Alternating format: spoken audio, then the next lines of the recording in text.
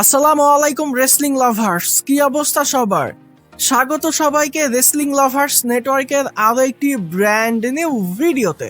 Dear audience, এই ভিডিওতে বর্তমান সময়ে রেসলিং জগতের কিছু হট টপিক এবং ম্যাসিভ কিছু নিউজ আপডেট আপনাদের সঙ্গে শেয়ার করব। ভিডিও ভালো লাগলে ভিডিওতে লাইক দিবেন, চ্যানেলে নতুন হয়ে থাকলে চ্যানেলটি সাবস্ক্রাইব করে দিবেন। আজকের ভিডিও শুরু করছি সেথ রলিন্সের রিটার্নের আপডেট দিয়ে। তার আগে জানিয়ে রাখি, সেথ রলিন্সকে নিয়ে কিন্তু আরো একটা ম্যাসিভ আপডেট আছে, যেটা জানিয়ে দিব ভিডিও শেষের দিকে।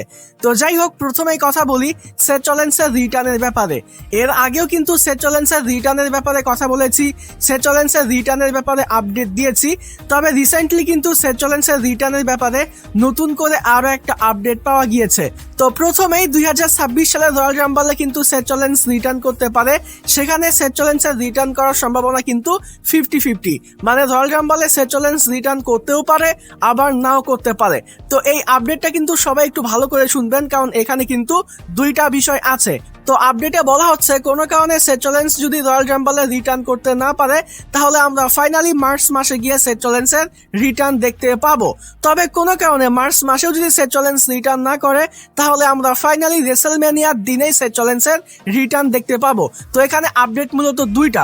প্রথম আপডেটটা হলো, রেসলম্যানিয়ার আগে, রয়্যাল রাম্বল হোক, মার্চ মাসে হোক বা যেখানেই হোক না কেন, রেসলম্যানিয়ার আগে যদি সেথ রলিন্স রিটার্ন করে, তাহলে রেসলম্যানিয়াতে আমরা সেথ রলিন্স এবং ব্রন বেকারের মধ্যে ম্যাচ দেখতে পাবো। আর এটাই কিন্তু সব থেকে বেশি লজিক্যাল। সেথ রলিন্সের ইনজুরি বা সেথ রলিন্সের কাছ থেকে চ্যাম্পিয়নশিপ চলে যাওয়া স্টোরি লাইন অনুযায়ী সবকিছু কিন্তু দ্য ভিশনের জন্য হয়েছে। তো সেথ রলিন্স রিটার্ন করার পরে তার প্রথম এবং প্রধান টার্গেট কিন্তু দ্য ভিশন হওয়া উচিত। যদি কোম্পানি এখানে অন্য কিছু করে, তাহলে এটা কিন্তু সব থেকে বড় ভুল সিদ্ধান্ত হবে। তো যাই হোক, এখানে মূল বিষয়টা হলো, সেথ রলিন্স যদি রেসলম্যানিয়ার আগে রিটার্ন করে, তাহলে রেসলম্যানিয়া 42-তে আমরা সেথ রলিন্স এবং ব্রন বেকারের মধ্যেই ম্যাচ দেখতে পাবো। এটা কিন্তু আপডেটে বলা হচ্ছে। আবার এই বিষয়টাও বলা হচ্ছে, সেথ রলিন্স যদি রেসলম্যানিয়ার আগে কোনো কারণে রিটার্ন না করে, তাহলে ফাইনালি রেসলম্যানিয়ার দিনেই আমরা সেথ রলিন্সের রিটার্ন দেখতে পাবো, যেখানে ব্রন বেকার এবং সিএম পাঙ্কের মধ্যে ম্যাচ হবে। সেই ম্যাচের শেষের দিকে গিয়ে আমরা সেথ রলিন্সের রিটার্ন দেখতে পাবো। সেথ রলিন্স রিটার্ন করে ব্রন বেকারের উপরে অ্যাটাক করবে, যার কারণে ব্রন বেকার কিন্তু ওয়ার্ল্ড হেভিওয়েট চ্যাম্পিয়ন হতে পারবে না। তো রেসলম্যানিয়ার আগে সেথ রলিন্স রিটার্ন করলে রেসলম্যানিয়া 42-তে আমরা সেথ রলিন্স এবং ব্রন বেকারের মধ্যে ম্যাচ দেখতে পাবো। তবে রেসলম্যানিয়ার আগে রিটার্ন না করে রেসলম্যানিয়ার দিনে রিটার্ন করলে আমরা এখন যেমনটা শুনতেছি, রেসলম্যানিয়া 42-তে সিএম পাঙ্ক এবং ব্রন বেকারের মধ্যে ওয়ার্ল্ড হেভিওয়েট চ্যাম্পিয়নশিপের জন্য ম্যাচ হবে। সে ম্যাচের এন্ডিং এ এসে সেথ রলিন্স ব্রন বেকারকে সেই ম্যাচটা জিততে দিবে না, এটা কিন্তু আপডেটে বলা হচ্ছে। তো আশা করছি সেথ রলিন্সের রিটার্নের ব্যাপারে আপনারা প্রপার একটা আপডেট পেয়েছেন এবং রেসলম্যানিয়াতে সেথ রলিন্সের কি রকমের ভূমিকা হতে পারে এ ব্যাপারে আপনারা একটা ধারণা পেয়েছেন।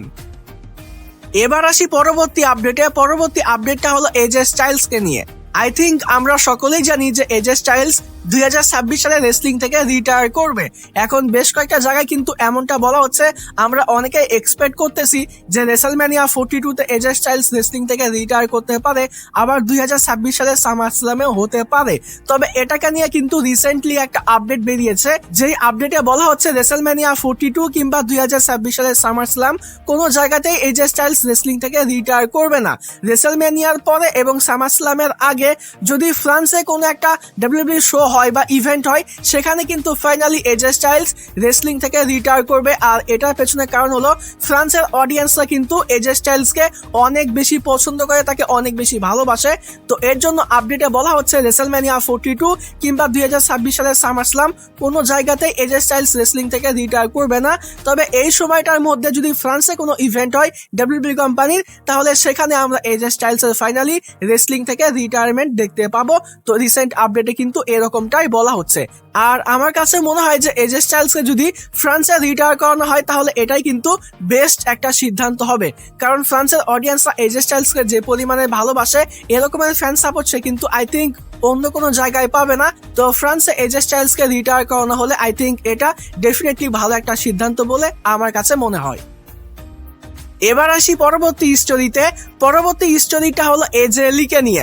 আই থিঙ্ক গতকালকে কিংবা গত পরশু দিনেই কিন্তু আমি এজে লি রিটার্নের ব্যাপারে আপডেট দিয়েছি যে 2026 সালের রয়্যাল রাম্বলে কিংবা জানুয়ারি 5 তারিখে যে মানডে নাইট রাইডস হবে সেখানে আমরা এজে লি রিটার্ন দেখতে পাবো। তো জানুয়ারি 5 তারিখে এজে লি আসুক বা না আসুক 2026 সালের রয়্যাল রাম্বলে কিন্তু এজে লি থাকছে, এটা কিন্তু 100% কনফার্ম। আর এই রয়্যাল রাম্বলকে ঘিরেই কিন্তু এজে লিকে নিয়ে ম্যাসিভ একটা আপডেট আছে। তো রিসেন্ট আপডেটে বলা হচ্ছে 2026 সালের রয়্যাল রাম্বলে এজে লিকে কিন্তু অনেক স্ট্রং বুকিং দেওয়া হবে, মানে এজে লি কিন্তু রয়্যাল রাম্বল ম্যাচের মধ্যে মারাত্মক কিছুই করবে, সে অনেকগুলো এলিমিনেট করবে, সে হয়তো বা রয়্যাল রাম্বল জিততে পারবে না, তবে তার পারফরমেন্সটা এরকম থাকবে যে সে হয়তো বা রয়্যাল রাম্বল জিতবে, এমনটা কিন্তু আমাদের কাছে মনে হবে। তাকে কিন্তু রয়্যাল রাম্বলে অনেক স্ট্রং বুকিং দেওয়া হবে। তো এই আপডেটে মূলত এটাই বলা হচ্ছে যে আমরা রয়্যাল রাম্বল ম্যাচে এজে লির কাছ থেকে মারাত্মক পারফরমেন্স দেখতে পাবো, তো যেটা কিন্তু এজে লি ফ্যান্সদের জন্য আসলেই অনেক বড় একটা বিষয় হবে। এবার কথা বলি পরবর্তী আপডেট নিয়ে। পরবর্তী আপডেটটা হলো ট্রাইবাল চিফ রোমান রেইন্সকে নিয়ে।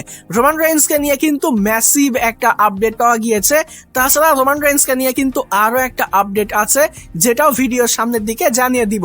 তো প্রথমেই কথা বলি, রোমান রেইন্স কিন্তু 2026 সালে মারাত্মক একটা বুকিং পাবে, মানে আই থিঙ্ক আমি বেশ কয়েকদিন আগে আপনাদেরকে জানিয়েছিলাম যে 2026 সালে কিন্তু রোমান রেইন্স আবারও চ্যাম্পিয়ন হবে। এটা রেসলম্যানিয়া 42-তে হতে পারে, 2026 সালের সামারস্ল্যামে হতে পারে, মানে যেখানেই হোক না কেন 2026 সালে কিন্তু রোমান রেইন্স আবারও চ্যাম্পিয়ন হবে। আমরা সেই 2022-23 রোমান রেইন্সকে আবারও দেখতে পাবো। সেই সময়কার মতো হয়তো বা রোমান রেইন্স অত লম্বা টাইটেল রেইন পাবে না, তবে যেই সময়টাই থাকুক না কেন রোমান রেইন্সের কাছ থেকে কিন্তু আমরা মারাত্মক কিছুই দেখতে পাবো। তো আপডেটে মূলত এটাই বলা হচ্ছে, রিসেন্ট আপডেটে আবারও এই বিষয়টা নিয়ে বলা হচ্ছে যে 2026 সালে রোমান রেইন্স চ্যাম্পিয়ন হচ্ছে, এটা 100% কনফার্ম। রেসলম্যানিয়াতে হতে পারে, সামারস্ল্যামে হতে পারে, মানে যেখানেই হোক না কেন 2026 সালে রোমান রেইন্স কিন্তু আবারও চ্যাম্পিয়ন হবে এবং 2022-23 রোমান রেইন্সকে কিন্তু আমরা আবারও দেখতে পাবো। রোমান রেইন্স কিন্তু আবারও কোম্পানির টপ সুপারস্টার হয়ে উঠবে। আমরা কিন্তু বেশ অনেক দিন হয়ে গেল রোমান রেইন্সকে নিয়ে ভালো কিছু দেখতে পাচ্ছি না, মানে তাকে টপ সুপারস্টার দেখিয়ে তাকে নিয়ে কোম্পানি ভালো বিজনেস করতেছে, তবে সেই লেভেলের বুকিং কিন্তু রোমান রেইন্স পাচ্ছে না।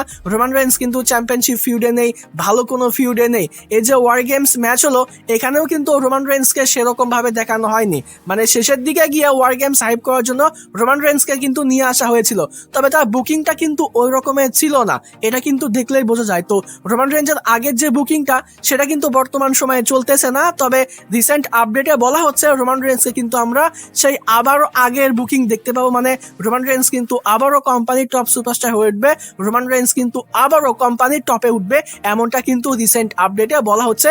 তো এটা কিন্তু আসলে রোমান রেইন্সের ফ্যান্সদের জন্য মারাত্মক একটা আপডেট, বিশেষ করে আমি যেহেতু রোমান রেইন্সের ফ্যান্স, এই আপডেটটা দেখার পরে পার্সোনালি আমিও কিন্তু অনেক বেশি হ্যাপি হয়েছি। এবার কথা বলি বর্তমান আনডিসপুটেড চ্যাম্পিয়ন কডি রুডস এবং রিং জেনারেল গান্থারকে নিয়ে। তো আই থিঙ্ক গতকালকের ভিডিওতেই কিন্তু জানিয়েছি বর্তমান সময়ে কোম্পানি কিন্তু জন সিনার রিপ্লেসমেন্ট হিসেবে কডি রুডসকে দেখতেছে, মানে সে হয়তোবা জন সিনার রিপ্লেসমেন্ট হতে পারবে না, তবে জন সিনার পরে কডি কিন্তু বর্তমান সময়ে কোম্পানির সব থেকে বড় বেবিফেস, এটা নিয়ে কিন্তু আমাদের আই থিঙ্ক কারো কোনো সন্দেহ নেই। আমি পার্সোনালি রোমান রেইন্সের ফ্যান্স হওয়ার পরেও এই বিষয়টা বলতেছি যে বর্তমান সময়ে কডি কিন্তু কোম্পানির সব থেকে বড় বেবি ফেস। অপরদিকে গান্থার কিন্তু বর্তমান সময়ে কোম্পানির সব থেকে বড় হিল হয়েছে বলা যায়, মানে সে যেহেতু জন সিনাকে ট্যাপ আউট করিয়ে হারিয়েছে, তো বর্তমান সময়ে ফ্যান্সরা কিন্তু গান্থারকে প্রচুর পরিমাণে বুক করতেছে।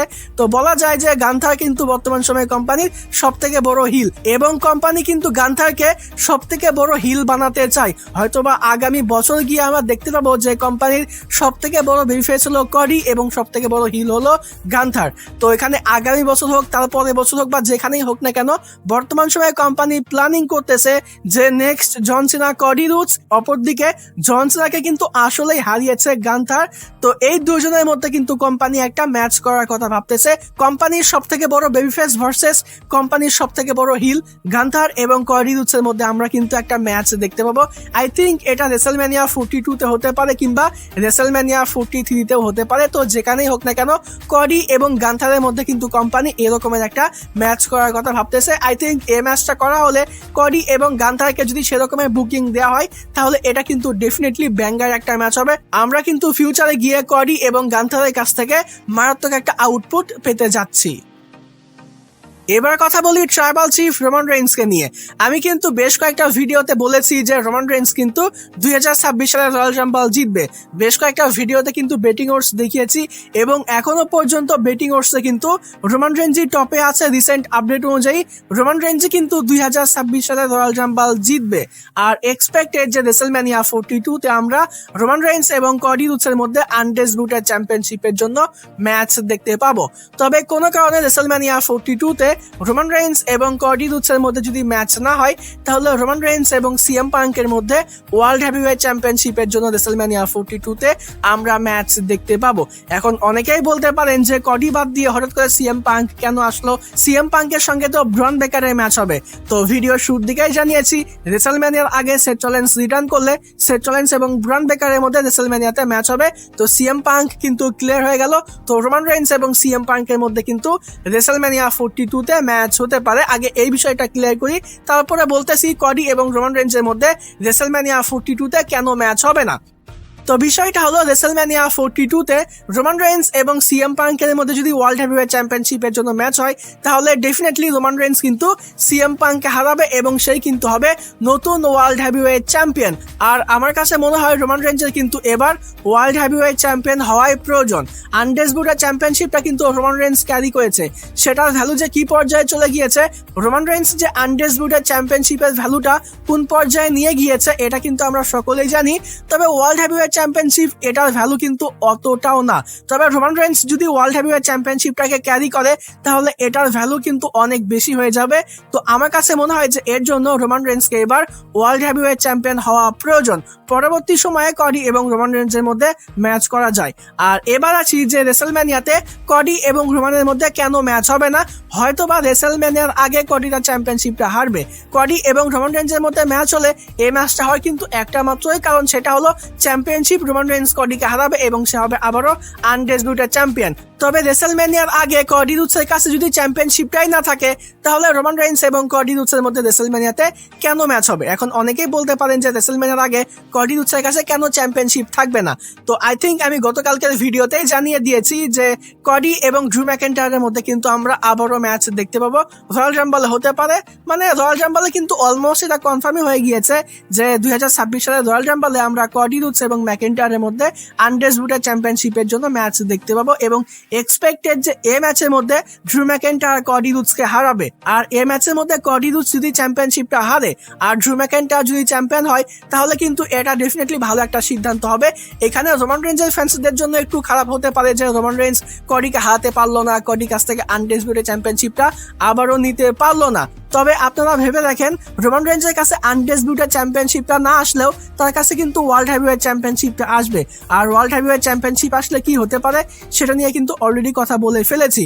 তবে এখানে ম্যাকেন্টায়ার এবং কডি রুডসের মধ্যে ম্যাচ হলে ম্যাকেন্টায়ার যদি চ্যাম্পিয়ন হয় তাহলে রেসলম্যানিয়া 42 তে কিন্তু আমরা একটা ট্রিপল থ্রেট ম্যাচ দেখতে পেতে পারি। এই গল্পের মধ্যে রয়্যাল রাম্বলে ম্যাকেন্টায়ার কিন্তু আনডিসপিউটেড চ্যাম্পিয়ন হয়ে গেল।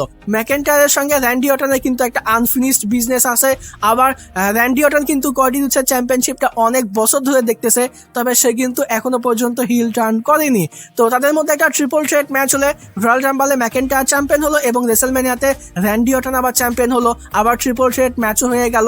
তো আই থিঙ্ক এটা একটা বেস্ট সিদ্ধান্ত হতে পারে বলে আমার কাছে মনে হয় যে রোমান রেইন্স একদিকে ওয়ার্ল্ড হেভিওয়েট চ্যাম্পিয়ন হলো, অপরদিকে আনডিসপিউটেড চ্যাম্পিয়নশিপ ফিউডে আমরা ম্যাকেন্টায়ার, র্যান্ডি অর্টন এবং কডি রুডস তিনজনকেই দেখতে পেলাম। রেসলম্যানিয়াতে তিনজনের মধ্যে আমরা একটা ট্রিপল থ্রেট ম্যাচ দেখতে পেলাম। রয়্যাল রাম্বলে ম্যাকেন্টায়ার চ্যাম্পিয়ন হলো এবং রেসলম্যানিয়াতে র্যান্ডি অর্টন চ্যাম্পিয়ন হলো। দুজনেই কিন্তু চ্যাম্পিয়ন হওয়া ডিজার্ভ করে। রোমান রেইন্সের জন্য, রোমান রেইন্সের ফ্যান্সদের জন্য একটু খারাপ লাগলেও এটা কিন্তু সবার জন্যই ভালো হবে বলে আমার কাছে মনে হয়। তো এই বিষয়টা হলে আই থিঙ্ক সব থেকে বেস্ট হবে। এই বিষয়ে আপনাদের কি মতামত অবশ্যই কিন্তু এই ভিডিওতে কমেন্ট করে জানিয়ে দিবেন। আমি কিন্তু এই বিষয়টা অনেক সুন্দর করে বোঝানোর চেষ্টা করেছি। এবার আসি পরবর্তী স্টোরিতে। পরবর্তী স্টোরিটা হলো জেকা ফাটুকে নিয়ে। তো জেকা ফাটুকে নিয়ে কিন্তু একটা গুড নিউজ পাওয়া গিয়েছে। জেকা ফাটুর যে ইনজুরি সেখান থেকে কিন্তু জেকা ফাটু 100% রিকভার করে নিয়েছে এবং যে কোনো সময় কিন্তু জেকা ফাটু রিটার্ন করতে পারে। হয়তোবা আগামী স্ম্যাকডাউনেও জেকা ফাটু রিটার্ন করতে পারে। আবার হয়তোবা এবছর জেকা ফাটুকে রিটার্ন নাও করানো হতে পারে। 2026 সালে হয়তোবা জেকা ফাটুকে রিটার্ন করানো হতে পারে। তো যেখানে জেকা ফাটু রিটার্ন করুক না কেন, জেকা ফাটুর যে ইনজুরিটা সেটা সেটা কিন্তু 100% ঠিক হয়ে গেছে এবং এক্সপেক্টেড সে কিন্তু যে কোনো সময় যে কোনো জায়গায় রিটার্ন করে নিতে পারে। এটা হলো জেকার ফাটুকে নিয়ে আপডেট। এবার কথা বলি আজকের ভিডিওর সর্বশেষ আপডেট নিয়ে। আজকের ভিডিওর সর্বশেষ আপডেটটা হলো সেথ রলিন্স এবং অস্টিন থিওরিকে নিয়ে। অস্টিন থিওরি কিন্তু মিস্ট্রি অ্যাটাকার হিসেবে নিজেকে রিভিল করেছে। সে কিন্তু বারে বারে তার ভিশনকে সাহায্য করতেছে, তবে তার মুভসেট কিন্তু সেথ রলিন্সের মতো সে কিন্তু স্টম্প ইউজ করতেছে। তো এই বিষয়টা নিয়ে কিন্তু পার্সোনালি আমি অনেক বেশি কনফিউজ ছিলাম, তবে এ ব্যাপারে কিন্তু দুইটা আপডেট এসেছে। তো প্রথম আপডেটটা হলো অস্টিন থিওরি যে ভিশনকে সাহায্য করতেছে এটা মূলত সেথ রলিন্স নিজেই করাচ্ছে। এখন অনেকেই বলতে পারেন যে সেথ রলিন্সের সঙ্গে তার ভিশনের তো শত্রুতা আছে, ভিশনই তো সেথ রলিন্সের উপরে অ্যাটাক করেছিল, তাহলে এখানে সেথ রলিন্স কেন তার ভিশনকে সাহায্য করার জন্য অস্টিন থিওরিকে পাঠিয়েছে? তো বিষয়টা হলো সেথ রলিন্সের উপরে যে অ্যাটাক করানো হয়েছে এটা সম্পূর্ণ একটা গল্প হতে পারে। এটা হয়তোবা তার ভিশনের একটা প্ল্যানিং, এর জন্য হয়তোবা সেথ রলিন্স পেছন থেকে তার ভিশনকে সাহায্য করতেছে। এটা আমার কাছে তেমন একটা লজিক্যাল বলে মনে হচ্ছে না। তবে দ্বিতীয় আপডেটটা কিন্তু অনেক গুরুত্বপূর্ণ। তো বিষয়টা হলো এরকমটা বলা হচ্ছে সেথ রলিন্স মূলত অস্টিন থিওরিকে পাঠিয়েছে দ্য ভিশনকে সাহায্য করার জন্য, ভিশনকে বাঁচিয়ে রাখার জন্য। এখন বিষয়টা ক্লিয়ার করতেছি, মানে সেথ রলিন্স তো এখন রিটার্ন করবে না, সে হয়তোবা রয়্যাল রাম্বল কিংবা রেসেলম্যানিয়ার আগে রিটার্ন করবে। তো তার আগ পর্যন্ত তার ভিশনকে যেন কেউ শেষ করতে না পারে, ভিশন যেন কারোর কাছে না হারে, এর জন্যই মূলত সেথ রলিন্স অস্টিন থিওরিকে পাঠিয়েছে। আর এটার পেছনে কারণ হলো সেথ রলিন্স যখন রিটার্ন করবে সেথ রলিন্স যেন নিজে তার ভিশনের থেকে বদলা নিতে পারে, অন্য কেউ যেন আগে থেকেই তার ভিশনকে শেষ করে না দেয়।